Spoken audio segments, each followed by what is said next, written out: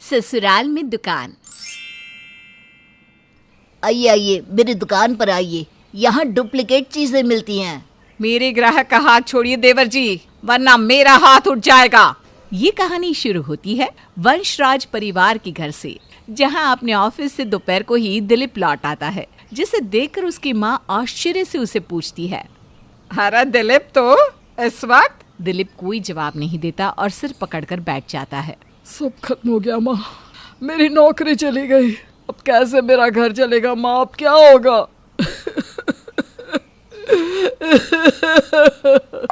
उसकी आवाज सुनकर सभी वहाँ इकट्ठे हो जाते हैं।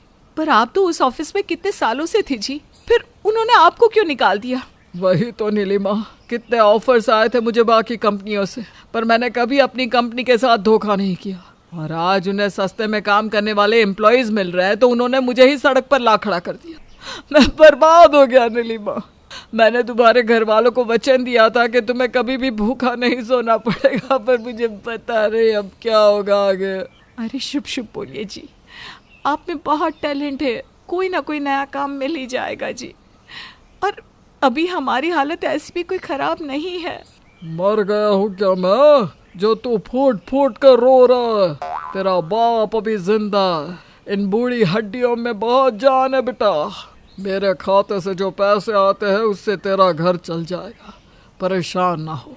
भाऊजी अपनी सेविंग अकाउंट का इंटरेस्ट जेठ जी को दे देंगे, तो रसोई में वो जो पैसे देते हैं वो भी शुभ जी को ही पूरी तरह से भरने पड़ जाएंगे। सारा लोड तो हम पर ही आ जाएगा। यही बाकी था बस।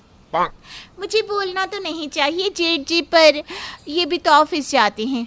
अगर आप में काबिलियत है तो ऑफिस वाले आपको निकाल ही नहीं सकती। याद कीजिए, आपसे कोई गलती तो नहीं हुई ना? क्या ये समय है ये सब बोलने का बहू? तुम में अकल वकल है कि नहीं? दिलीप को अपने घर वालों की बात सुनने के बाद हिम्मत मिलती है और अगले दिन से ही वो नए काम की तलाश में निकल पड़ता है। समय का करिश्मा देख रहे हैं दिलीप जी। मेरा मैनेजर सामने से आपके पास ऑफर लेकर गया था, पर उस वक्त तो आपको अपनी कंपनी के साथ लॉयल्टी निभानी थी। उस दिन अगर आप मुझसे हाथ मिला लेते तो ये दिन नहीं देखना पड़ता आपको। खैर, मेरे ऑफिस में ऑलरेडी नीड से ज़्यादा एम्प्लॉयज़ है, मैं आपको नौकरी पर नहीं रख सकता। दिलीप कई कंपनियों में इंटरव्यू देता है, पर उसे कहीं भी काम नहीं मिलता। माँ, मैं बुरी तरह परेशान हो गया हूँ, कोई काम ही नहीं मिल रहा। न जाने कैसे काम मिलेगा मुझे।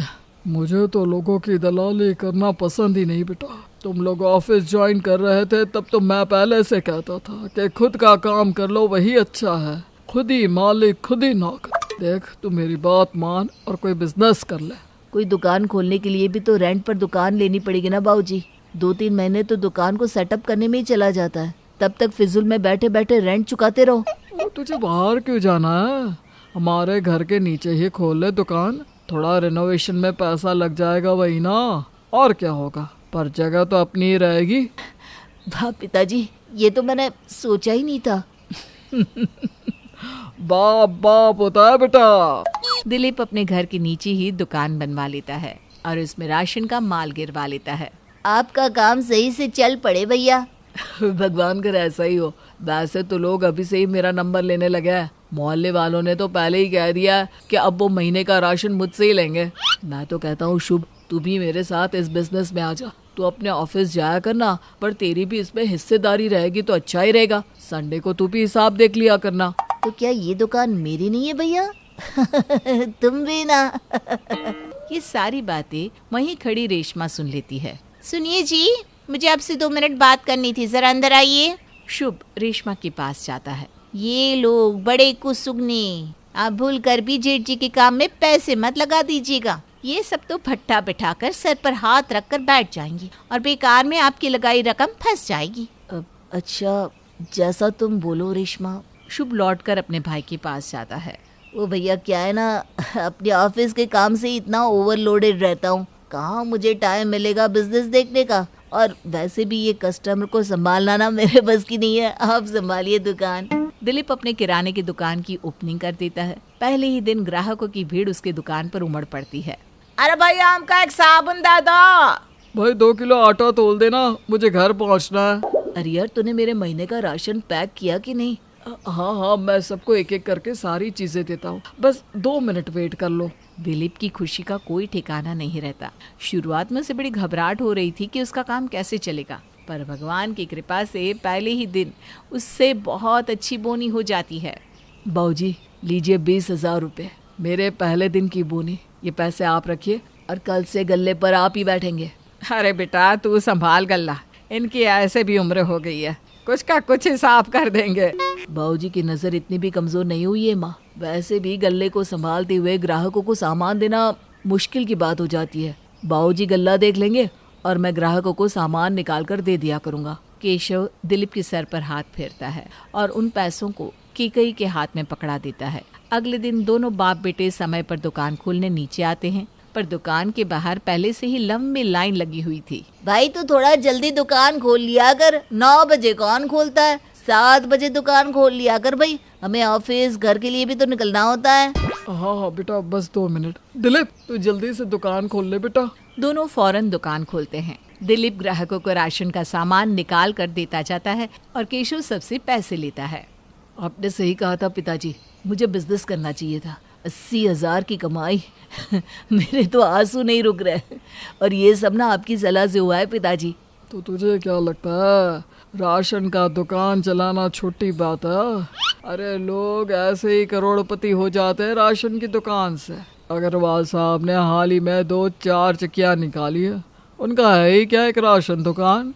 दिलीप जो पैसे कमाता उसे अपने माँ बाबूजी को दे दिया करता। दिलीप के बढ़ते मुनाफे को देखकर रेशमा अंदर ही अंदर जलने लग जाती है और उसे अपने पति को दुकान में हिस्सेदार ना बनने देने पर बड़ा अफसोस होता है। न जाने मुझे किस काले कुत्ते ने काटा था। आज शुभ जी भी इस राशन के बिजनेस में होते तो रोज कितनी कमाई होती। हमारी दुकान तो ऐसे भी जेठ जी संभाल रहे थे, बैठे बैठे आमदनी हो जाती। मैंने न जाने किस घड़ी में उन्हें दुकान का हिस्सेदार बनने से मना कर दिया था, पर अब तो कुछ करना पड़ेगा।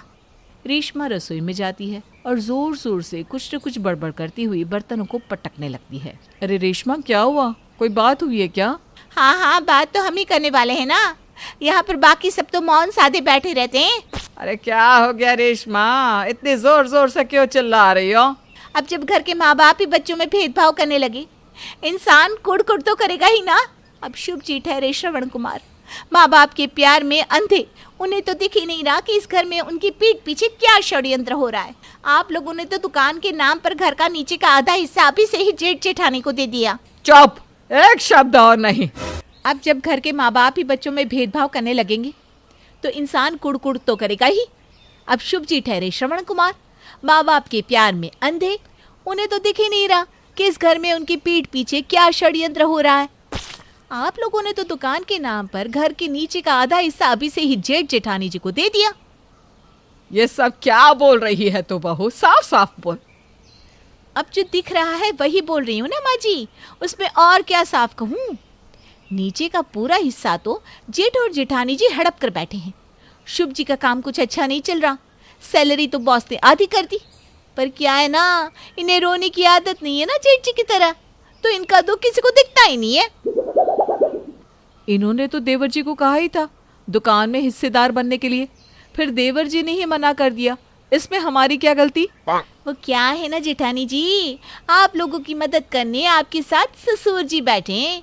इतनी अच्छी किस्मत शुभ जी की होती तो बेचारे कब के एक नया बिजनेस शुरू कर चुके होते, पर उनके जरूरत के वक्त तो सब भिखारी बनकर बैठ जाते हैं।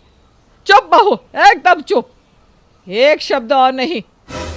बहुत तकलीफ हो रही है ना तुझे, तो अब से तू ऊपर के हिस्से में रहेगी, मैं और तेरे ससुर जी दिलीप और नीलिमा के साथ नीचे के हिस्से में रहेंगे। तुझे हिस्सा चाहिए ना, तो ऊपर का पूरा माला तेरा, बस हम सब आज ही नीचे शिफ्ट हो जाएंगे। पर माँ जी, नीचे के फ्लोर में ना तो किचन है ना कोई कमरा। अरे बड़े बुरे दिन देखे मैंने और तेरे ससुर ने बहू, तभी तो आज 2 तल्ले का मकान बन गया। जैसे हमने ये मकान खड़ा किया था, नीचे के तल्ले को भी धीरे धीरे तैयार करवा लेंगे। बस मुझे घर में कलेश नहीं चाहिए। नीलिमा, केकई, दिलीप और केशव नीचे की मंजिल में दुकान के पीछे के हॉल में शिफ्ट हो जाते हैं। उसी हॉल की एक तरफ किचन बना देते हैं और चारों जमीन पर ही बिस्तर लगाकर सोने लग जाते हैं। माँ, मैं कल से ही मिस्त्री को बुलवाकर काम पर लगवा देता हूँ। काम कल ही शुरू हो जाए तो 2 महीने में नीचे का घर बनकर तैयार हो जाएगा। अरे बेटा, तूने अभी अभी तो काम शुरू किया है। अरे तुम टेंशन मत लो माँ, दुकान तुम्हारे और बाबूजी के आशीर्वाद से अच्छी चल रही है। दिलीप नीचे के फ्लोर पर काम लगवा देता है। मजबूरी में 2 महीने के लिए केशव, केकई, दिलीप और नीलिमा को दुकान में ही सोना पड़ता। इसी तरह 2 महीने बीत जाते हैं और उनका घर बनकर तैयार हो जाता है। नीलिमा पूरे मोहल्ले में अपने घर के गृह प्रवेश का प्रसाद बांटती है। उसी प्रसाद को लेकर रेशमा के पास भी जाती है। लगता है जेठ जी का काम बड़ा अच्छा चल रहा है जेठानी जी। अच्छा तरीका अपनाया है उन्होंने। खैर, अब शुभ जी भी बिजनेस खोलने की सोच रहे हैं। बहुत जल्द हम भी एक फ्लैट ले लेंगे। नीलिमा कुछ नहीं कहती और वापस नीचे चली जाती है। शुभ के आते ही रेशमा उसके कान भरना शुरू कर देती है। बस यही बाकी था। देख लीजिए अपने भैया भाभी को, पूरा नया तल्ला खड़ा कर दिया 2 महीने में, और हमें दे दिया ये पुराना फ्लोर। मैं तो आपको कहती हूँ आप भी बिजनेस शुरू कर दीजिए। मैं समझती नहीं क्या कि नीचे के तल्ले में तो दुकान खुल सकता है, ऊपर के तल्ले में तो नहीं। तो घूम फिर कर फायदा तो उन लोगों का ही हुआ ना। आज तो हमारे बच्चे नहीं है, पर कल जब बच्चे होंगे उनके खर्चे आपके सर पर आएंगे तो आप कैसे सब संभाल लेंगे? क्या बीतेगी उन पर जब जेठ जेठानी जी के बच्चे बड़े स्कूल में जाएंगे और हमारे बच्चों को मजबूरन छोटे स्कूल में जाना पड़ेगा। ये तो मैंने सोचा ही नहीं था रेशमा, तुम सही कहती हो। मैं अभी माँ से बात करता हूँ। गुस्से में शुभ सीधा नीचे अपनी माँ के पास जाकर कहता है, मुझे दुकान खोलनी है, मगर नीचे के सामने का हिस्सा तो तुमने पहले ही भैया को दे दिया है, तो मैं कहाँ दुकान खोलूँ? माँ, ऊपर वाले मंजिले पे तो मेरे पास कोई आएगा नहीं। इस घर पर मेरा भी तो हिस्सा है। अगर ये बंटवारा सही से होता तो नीचे में दुकान का आधा हिस्सा मुझे मिलता। कुछ नहीं तो मैं अपने हिस्से को किराए पर लगाता तो कम से कम 15,000 रुपये तो आते। अरे कम से कम उससे मेरा घर तो चल जाता। किसी के सामने मुझे हाथ तो ना फैलाना पड़ता।